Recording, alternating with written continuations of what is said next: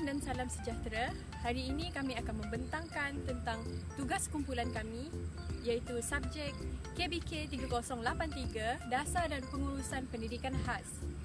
Pada hari ini kami akan membentangkan mengenai program-program pendidikan khas di bawah Kementerian Pelajaran Malaysia, badan-badan kerajaan dan bukan kerajaan serta membandingkannya. Program pendidikan khas yang pertama yang akan kami bentangkan ialah di bawah Kementerian Pendidikan Malaysia. Saya akan ulaskan dengan lebih lanjut. Ada 3 iaitu prasekolah, sekolah pendidikan khas serta sekolah pendidikan khas vokasional. Saya pula akan membentangkan tentang program pendidikan khas integrasi dan program pendidikan inklusif di Malaysia. Untuk mengetahui lebih lanjut, kami akan membentangkan pada slide pembentangan selepas ini. Program pendidikan khas yang pertama yang akan kami bentangkan ialah program-program pendidikan khas di bawah Kementerian Pendidikan Malaysia.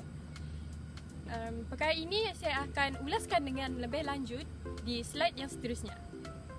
Program-program pendidikan khas di bawah KPM ialah bahagian pendidikan khas di bawah KPM diwujudkan khusus bagi merangka serta menyediakan program pendidikan untuk 3 jenis kecacatan tersebut iaitu pendengaran, visual dan ketidakmampuan belajar. Sekolah pendidikan khas artinya sekolah yang menyediakan pendidikan khas bagi murid berkeperluan khas MBK pada semua peringkat persekolahan. Sekolah pendidikan khas ini dikendalikan terus oleh bahagian pendidikan khas. Sekolah pendidikan khas di bawah KPM ada 3 jenis. Yang pertama, SPK Prasekolah SMPKV. Yang kedua ialah program pendidikan inklusif. Dan yang ketiga ialah program pendidikan khas integrasi. Untuk mengulaskan dengan lebih lanjut, yang pertama ialah sekolah pendidikan khas. Bagi mengatasi masalah keciciran pelajar yang berkeperluan khas, Kementerian Pelajaran Malaysia telah mewujudkan program pendidikan khas KPM. Antara program pendidikan yang ditawarkan adalah seperti berikut. Yang pertama, program pemulihan khas, program pendidikan inklusif, program pendidikan khas integrasi iaitu PPKI dan pusat perkhidmatan pendidikan khas. Syarat-syarat untuk memasuki sekolah pendidikan khas ialah pelajar hendaklah warga negara Malaysia, calon mestilah dari sekolah kerajaan atau bantuan kerajaan, sihat tubuh badan dan tiada penyakit kronik, pemegang kad OKU yang dikeluarkan oleh Jabatan Kebajikan Masyarakat, dan yang kelima berkeupayaan untuk mengurus diri. Contoh-contoh sekolah yang menawarkan sekolah pendidikan khas ialah SKPK Perlis, SMKPK Persekutuan dan banyak lagi. Yang kedua ialah prasekolah pendidikan khas. Syarat kemasukan ke prasekolah pendidikan khas ialah yang pertama, berumur tidak kurang dari 5 tahun. Yang kedua, disahkan oleh pegawai perubatan. Dan yang ketiga, boleh mengurus diri tanpa bantuan orang lain. Contoh sekolah yang menawarkan prasekolah pendidikan khas ialah PPD Manjung. Yang ketiga, sekolah menengah pendidikan khas vokasional. SMPKV menawarkan semua unit kompetensi untuk kursus tertentu manakala PPKI hanya menawarkan beberapa unit kompetensi sahaja. Lepasan SMPKV akan mendapat SKM Mahir manakala pelajar PPKI akan mendapat penyata pencapaian PC mengikut unit kompetensi yang telah disiapkan. Tempoh 2 tahun diperlukan untuk melengkapkan tahap 1 dan 2 SKM penuh dan 3 tahun jika mereka ingin mencapai tahap 3. Syarat kemasukan ke sekolah menengah pendidikan khas vokasional ialah yang pertama, sihat tanpa sebarang penyakit kronik dan mengumpulkan surat daripada pengamal perubatan untuk mengesahkan mereka sihat atau memegang kad OKU. Contoh sekolah yang ada sekolah menengah pendidikan khas vokasional ialah SMPKV Kuantan Pahang.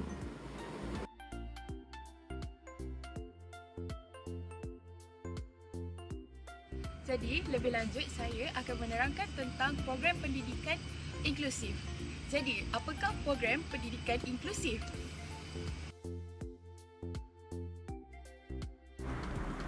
Berikut merupakan konsep program pendidikan inklusif. Di dalam gambar rajah tersebut, terdapat 2 penglibatan murid iaitu murid berkeperluan khas dan murid arus perdana. Selain daripada sokongan murid, sokongan warga sekolah dan sokongan pelbagai pihak amat penting untuk konsep program pendidikan inklusif ini. Sokongan pelbagai pihak terdiri daripada ibu bapa, Jabatan Pendidikan Negeri dan Pejabat Pendidikan Daerah.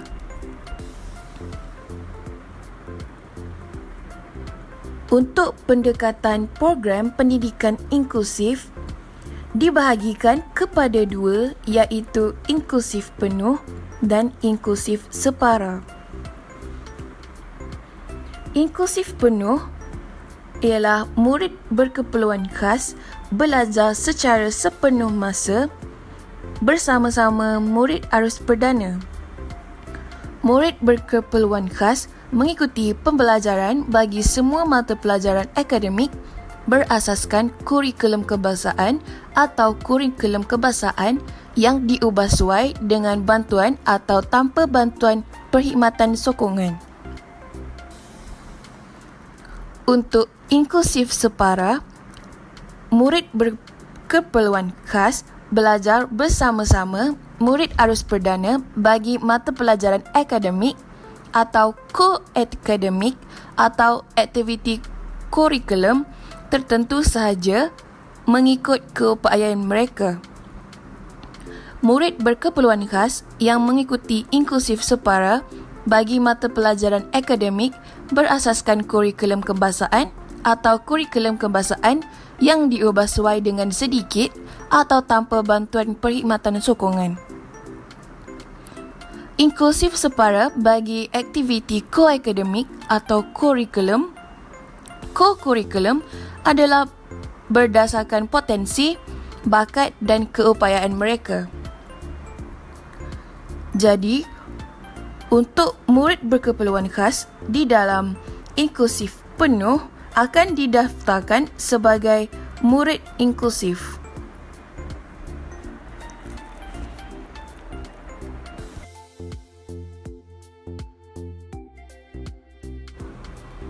Jadi, apakah perbezaan program pendidikan khas integrasi dan program pendidikan inklusif? Program pendidikan khas integrasi ialah satu program pendidikan khas yang khusus untuk murid berkeperluan khas yang belajar di dalam kelas pendidikan khas secara integrasi di sekolah kerajaan atau di sekolah bantuan kerajaan. Program ini dikendalikan dan menerima bantuan peruntukan daripada Jabatan Pendidikan Negeri yang menjadi pusat tanggungjawab. Manakala program pendidikan inklusif mengikut penyataan dalam Peraturan-Peraturan Pendidikan Khas 2013 adalah suatu program pendidikan bagi murid berkeperluan pendidikan khas yang dihadiri oleh murid berkeperluan khas bersama-sama dengan murid lain dalam kelas yang sama di sekolah kerajaan atau sekolah bantuan kerajaan. Antara pelaksanaan program pendidikan inklusif di Malaysia ialah kriteria murid dan penempatan murid di dalam kelas. Antara pelaksanaan program pendidikan inklusif ialah kriteria murid. Yang pertama, melepasi tahap penilaian menggunakan instrumen yang ditetapkan oleh Kementerian Pendidikan Malaysia. Yang kedua, umur murid berkeperluan khas hendaklah mengikut kohort umur murid di arus perdana atau tambahan 1 tahun sahaja daripada umur murid di arus perdana. Yang kedua ialah penempatan murid. Penempatan murid berkeperluan khas perlulah mengambil kira perkara-perkara seperti saiz kelas arus perdana yang menjalankan program pendidikan inklusif sebaiknya mempunyai bilangan murid kurang-kurang daripada 35 orang. Kedua, murid berkeperluan khas yang ditempatkan di program pendidikan inklusif tidak lebih daripada 5 orang setiap kelas. Murid berkeperluan khas ditempatkan di kelas yang setara dengan pencapaian mereka. Yang keempat, kelas pendidikan inklusif sebaik-baiknya berada di kelas aras bawah bangunan sekolah bagi murid berkeperluan khas yang menggunakan kerusi roda.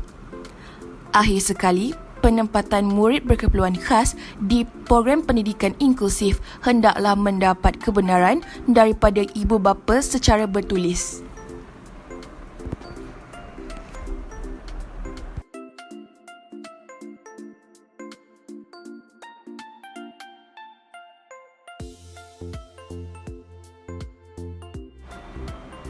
Berikut merupakan langkah-langkah penempatan murid berkeperluan khas di program pendidikan khas integrasi ke program pendidikan inklusif. Jadi, pertama sekali, pemilihan dan pencalonan murid berkeperluan khas daripada program pendidikan khas integrasi. Kedua, perakuan daripada jawatankuasa program pendidikan khas sekolah. Jawatankuasa program pendidikan khas sekolah akan menetapkan pencalonan sama ada disokong atau tidak disokong.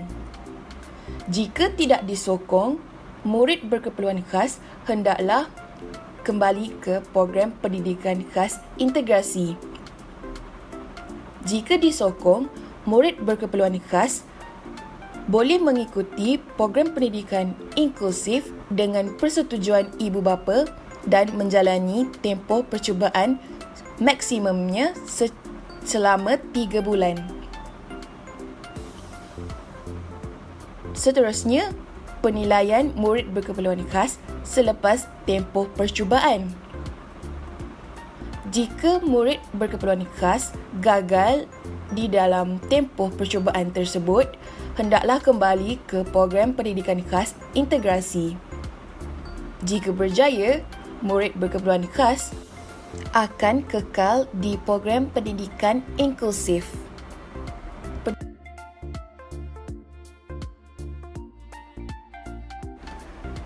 Berikut merupakan penempatan murid berkeperluan khas ke program pendidikan inklusif di sekolah tanpa program pendidikan khas integrasi.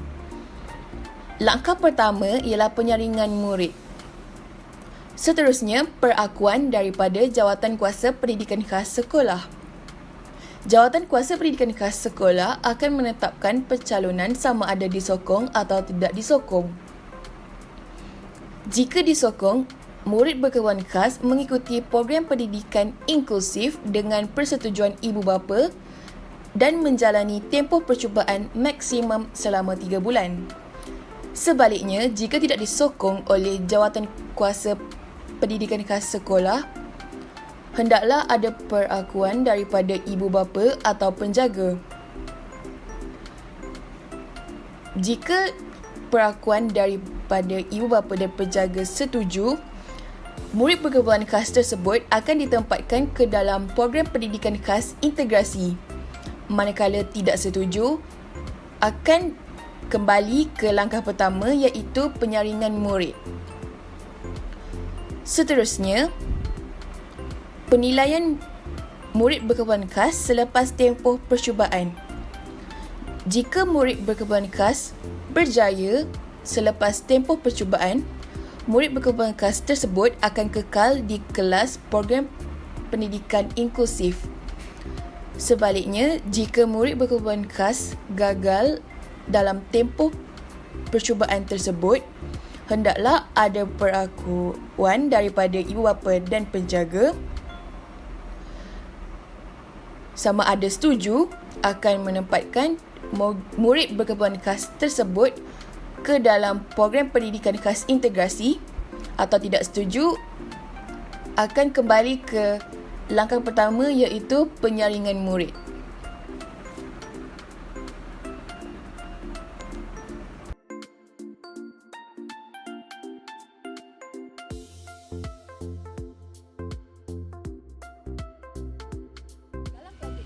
Di bawah Kementerian Pendidikan Malaysia terdapat program pendidikan khas integrasi. Jadi, apakah program pendidikan khas integrasi?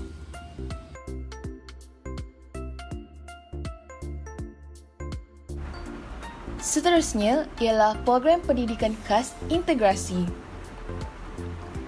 Program pendidikan khas integrasi adalah program pendidikan khas untuk murid berkeperluan khas dari segi menghadapi masalah penglihatan dan pendengaran.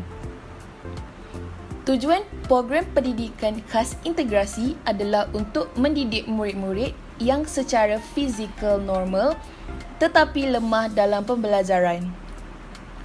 Program pendidikan khas integrasi ini untuk mengajar anak-anak yang mengalami kecacatan tertentu seperti sindrom Down, hyperaktif, spastik, autism dan sebagainya.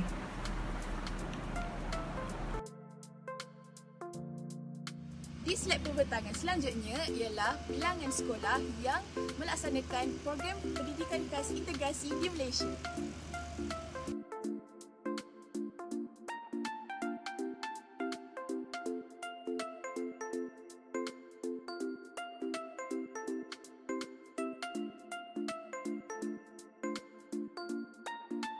Seterusnya, saya akan menerangkan tentang badan bukan kerajaan ataupun NGO.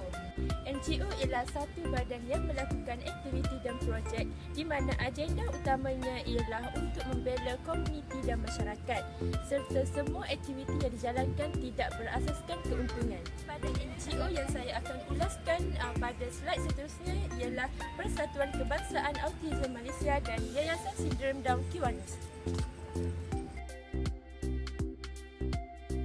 Badan bukan kerajaan yang pertama yang saya akan terangkan ialah Yayasan Sindrom Down Kiwanis atau nama singkatannya ialah KDSF. Fokus utama Yayasan Sindrom Down Kiwanis ialah pembelajaran dan pendidikan anak sindrom Down yang berumur 6 tahun ke bawah. Ia juga membantu melatih murid sindrom Down menguasai kemahiran hidup dan dapat pendidikan asas sebelum ditempatkan di sekolah kerajaan. Yayasan ini juga membantu ibu bapa sindrom Down menangani cabaran-cabaran yang mereka hadapi melalui perbincangan kelompok dan aktiviti. Apakah aktiviti yang dilakukan oleh Yayasan Sindrom Down Kiwanis? Yang pertama ialah memberi kaunseling kepada keluarga anak sindrom Down serta pengetahuan kepada umum tentang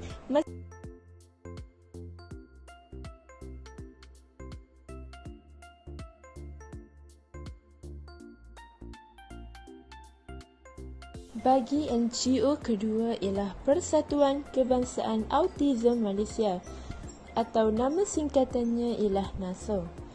Apakah tujuan NASO? Persatuan ini adalah satu persatuan yang menyediakan pendidikan, pertolongan dan penjagaan serta perlindungan kepada orang autism dan keluarga mereka bagi menuju kepada hidup yang produktif dan bermakna. Terdapat 5 program yang ditawarkan di NASO. Program pertama ialah program intervensi awal. Yang kedua ialah program transisi ataupun peralihan. Yang ketiga ialah program pra-vocational.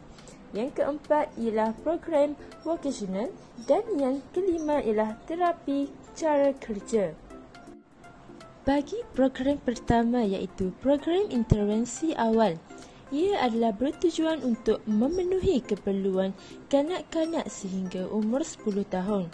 Mereka akan diajar kemahiran komunikasi dan diberikan terapi pendidikan untuk membantu mereka menghadapi dan mengatasi masalah yang dihadapi. Bagi kanak-kanak di bawah 5 tahun ataupun yang mempunyai gangguan teruk, program One by One ada disediakan. Seterusnya ialah program transisi ataupun peralihan. Program ini direka khas untuk kanak-kanak yang mempunyai masalah autism untuk persediaan mereka ke sekolah formal. Kanak-kanak ini akan diajar kemahiran asas dalam akademik dan menyesuaikan diri dalam aktiviti berkumpulan. Mana-mana kanak-kanak yang telah berjaya mengikut program peralihan akan disarankan untuk mendaftar ke sekolah aliran perdana. Program seterusnya ialah program pra-vocational. Program ini menyediakan latihan vocational untuk melatih kanak-kanak autism yang berumur 11 hingga 13 tahun. Kemahiran yang diajar semasa latihan ialah kefungsian berdikari, kemahiran riadah, kemahiran berkomunikasi, kemahiran kerja, tingkah laku semasa kerja dan tingkah laku antara perseorangan. Manakala bagi program yang seterusnya ialah program vocational, di mana program ini menyediakan latihan vocational untuk melatih penghidap autism untuk meningkatkan kemahiran kerja.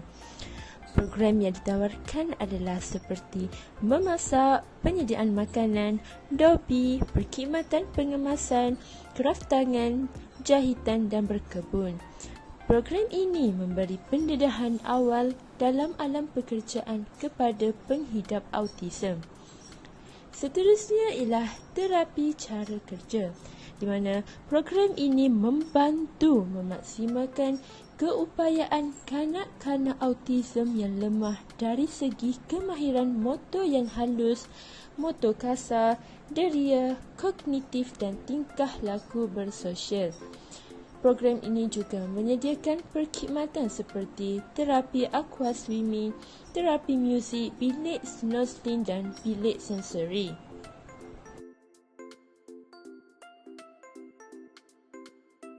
Menerangkan tentang Kementerian Pembangunan Wanita, Keluarga dan Masyarakat.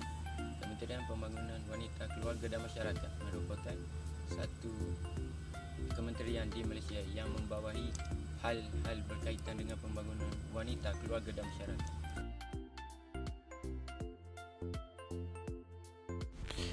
Pemulihan dalam komuniti merupakan satu kaedah pembangunan komuniti untuk OKU. Bagi program pencegahan, pemulihan dan pembangunan boleh dilaksanakan dengan penlibatan aktif keluarga dan masyarakat setempat supaya dapat mengecapi peluang sama rata serta diintegrasikan dalam masyarakat. Untuk pembangunan wanita, ia menggalakkan pembangunan wanita dalam pelbagai bidang termasuk pendidikan, ekonomi dan penyertaan dalam kehidupan sosial. Perlindungan kanak-kanak dan orang kurang upaya. Menjalankan inisiatif untuk melindungi kanak-kanak dan memberi sokongan kepada OKU agar mereka dapat menyertai masyarakat secara lebih efektif. Antara ciri-ciri pemulihan dalam komuniti ialah proses pemulihan dilakukan dalam komuniti tempatan. Seterusnya, ibu bapa atau ahli keluarga atau komuniti memainkan peranan penting. Selain itu, menggunakan teknologi dan kos yang rendah. Seterusnya, kaedah dijalankan secara di pusat dan seliaan di rumah. Akhir sekali, menggunakan sumber-sumber komuniti yang sedia ada. Seterusnya, model pemulihan dalam komuniti. Terdapat 3 model.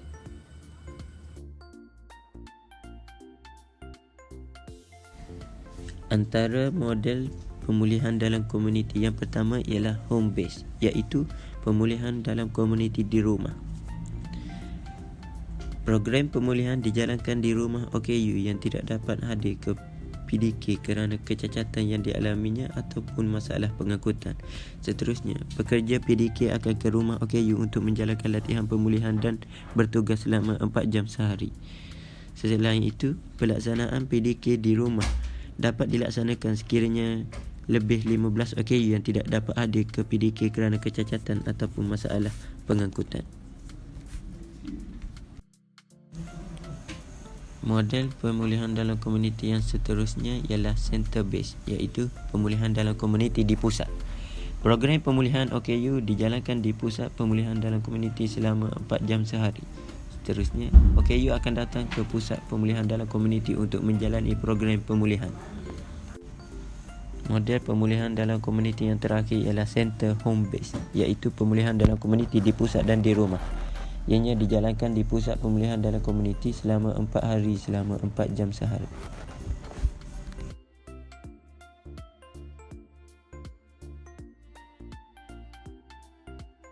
Kementerian Pendidikan Tinggi ialah suatu di bawah Kementerian Malaysia yang mana menerangkan tentang politeknik dan juga kolej komuniti.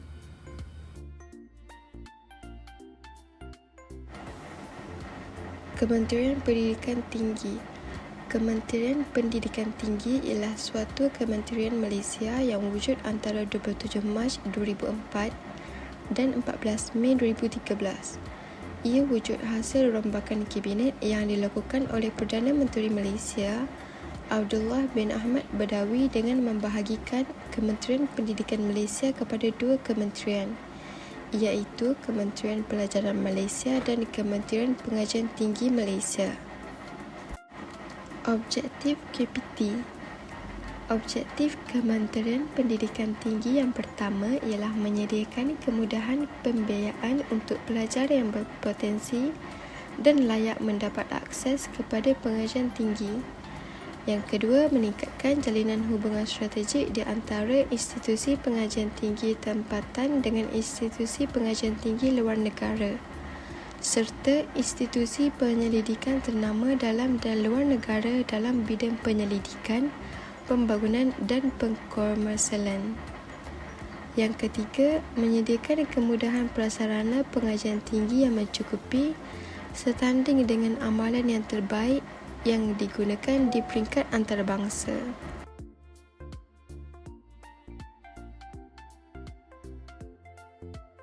Pertama sekali, saya akan menerangkan tentang politeknik.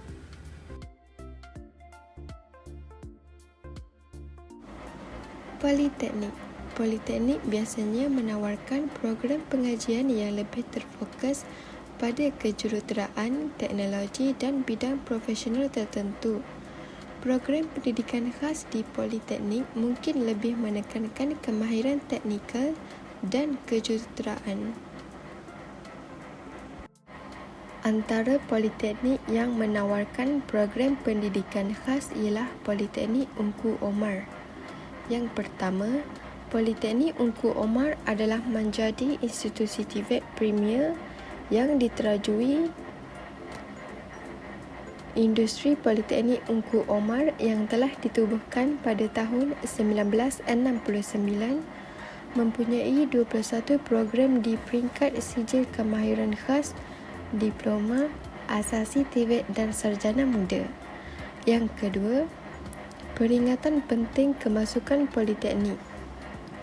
Yang pertama ialah kewarganegaraan, kedua mempunyai sijil SPM, ketiga, keputusan sijil Kolej Komuniti atau sijil Politeknik atau sijil Kemahiran Malaysia.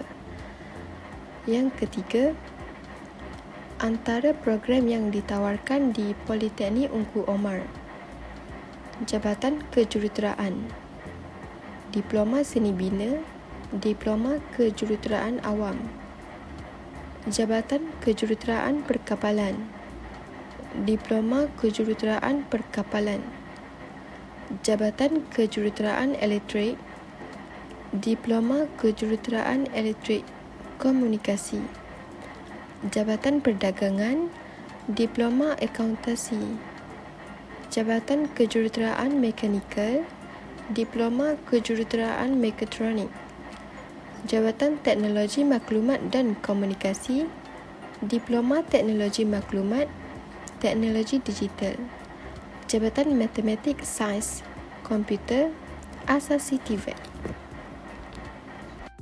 Berikut merupakan carta alir pendaftaran kemasukan ke Politeknik Ungku Omar. Yang pertama, muat turun dokumen pendaftaran iaitu borang Kolej Kediaman dan juga borang BHEP. Seterusnya, memuat naik dokumen iaitu penyata bank dan sijil lahir di link tertera. Seterusnya, membuat pembayaran yuran berpandukan jadual. Seterusnya, melakukan pendaftaran online di link tertera. Seterusnya, lapor diri di Politeknik Ungku Omar merujuk tarikh dan masa pada surat tawaran yang dikemukakan. Seterusnya, saya akan menerangkan tentang Kolej Komuniti. Kolej Komuniti. Kolej Komuniti cenderung menawarkan pelbagai program pendidikan termasuk yang lebih bersifat komuniti dan vokasional. Program pendidikan khas di kolej komuniti mungkin merangkumi bidang yang lebih luas termasuk kemahiran vokasional dan sosial. Pertama, Kolej Komuniti Selayang merupakan IPTA yang menawarkan pengajian kepada pelajar pendidikan khas lepasan sekolah menengah untuk melanjutkan pengajian ke peringkat sijil tinggi. Yang kedua, program pendidikan khas di Kolej Komuniti Selayang telah memulakan operasi pada ambilan Julai 2007 dengan kumpulan pertama pelajar orang kurang upaya OKU cacat pendengaran yang mengambil kursus sijil hotel dan catering. Ketiga, bermula Julai 2011, program yang ditawarkan adalah program sijil perkhidmatan hotel khas. Tempoh pengajian pelajar ini adalah selama 18 bulan. Pelajar orang kurang upaya OKU masalah pembelajaran merupakan perintis kepada program ini di samping pelajar orang OKU cacat pendengaran. Keempat, pada 2013, pelajar pendidikan khas Kolej Komuniti Selayang telah mengambil sijil asas kulinari. Kolej Komuniti Selayang merupakan salah satu daripada institusi di bawah Kementerian Pendidikan Malaysia yang menawarkan pengajian di peringkat sijil kepada pelajar kurang upaya OKU yang mempunyai minat dalam bidang perhotelan dan masakan. Antara syarat kemasukan ke Kolej Komuniti Selayang. Syarat kemasukan program sijil. Yang pertama, SPM lulus Bahasa Melayu dan Sejarah. Kedua, warga negara Malaysia. Ketiga, mendapat 1 kepujian dalam mana-mana mata pelajaran atau kluster hospitality. Syarat kemasukan program diploma lepasan SPM. Pertama, warga negara Malaysia. Yang kedua, memiliki SPM atau setaraf.